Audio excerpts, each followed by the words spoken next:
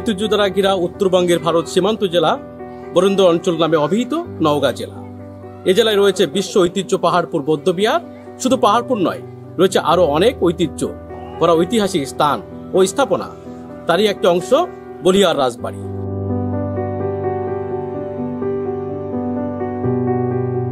এই রাজবাড়িতে এখন নেই সেই রাজা আর সেই রাজার রাজত্ব, কিন্তু এখনো কথা বলে এ রাজ্যের রাজা জমিদারও সময়কালে রোপণ করা অনেক বটবৃক্ষ আর তৈরি করা নানা স্থাপনাগুলো শুধুমাত্র কালের সাক্ষী হয়ে রাজার শাসন আমলের স্মৃতি মাথায় নিয়ে দাঁড়িয়ে আছে ঐতিহ্যবাহী বলিহার রাজবাড়ি।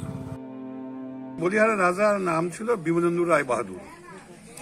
ইনি খুব নামকরা রাজা ছিল। উনি প্রশ্নমশাই সাহেব বলে গেলেন ওনার 8টা 9টা হাতি ছিল, বিরাট জাকজমক লাগাতো, আর পিতলের রথ ছিল, বহু জিনিসপত্র ছিল। তো ওনার আমলে আশেপাশে যত হিন্দু মুসলমান লোকজন ছিল খুব সুখে খুব শান্তিতেই ছিল। 1947 সালে যখন দেশ ভাগ হয়ে গেল, ভাগ হওয়ার সময় উনি দেখলো যে আমার এখানে থাকলে তো আমার রাজত্বটা থাকলো না, আমার মান সম্মান, জ্ঞানী লোক প্রবীণ লোক আমার এটা থাকবে না। যার পরে উনি যাওয়ার সময় এখান থেকে দিনের প্রকাশ্যে গেছে, ওনার যা সোনা দানা বা মালমত্রা যা জিনিসপত্র যা কিছু আছে ওইগুলো নিয়েই চলে গেছে।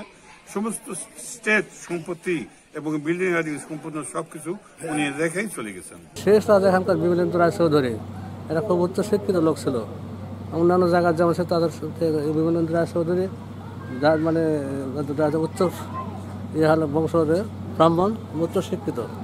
তার ছেলে ফেলে ব্যারিস্টার, কলকাতা যত ব্যারিস্টার ছেলে, হ্যাঁ, শেষ রাজা ছিল। তারপরে কৃষ্ণেন্দ্র নারায়ণ রায় তার লেখা হাতে বইও ছিল। এটা ছিল স্কুলের আওতায় ছিল। উচিত ছিল কিছু না হলে বছরান্তরে একবার পরিষ্কার করা, তখন যেন হয়নি। এইখানে জঙ্গল হয়ে শেষ হয়ে গেছে। এখন এই চেয়ারম্যান কার উদ্যোগে হতে জানি না ঠিক, আবার পরিষ্কার করতে লাগিয়েছে। বলিহার রাজবাড়িতে এসে দেখলাম সবকিছু পরিষ্কার পরিচ্ছন্ন আছে, বাট সরকার যদি এদিকে একটু এই প্রত্নতাত্ত্বিক নিদর্শনের দিকে যদি একটু নজর দিত তাহলে এটা আরো কিছু ইমপ্রুভ করতে পারতো, মানে আরো কিছু উন্নতি করতে পারতো। জায়গাটা অনেক সুন্দর, আরো সুন্দর হবে যদি সংস্কারের কাজ হয়। তো বাংলাদেশ সরকারের কাছে আবেদন যাতে এটা আরো সুন্দরভাবে পরিচালনা করে, এটা একটা পর্যটন এলাকা ঘোষণা করুক। প্রত্যেকের একটি আশা, সরকারের পক্ষ থেকে যদি রাজবাড়িতে সংস্কারের যদি অর্থায়ন দেওয়া হয় এবং সংস্কার করা হয়, তাহলে বিভিন্ন জায়গা থেকে দর্শনার্থীরা এসে উপভোগ করবে সে রাজবাড়ি।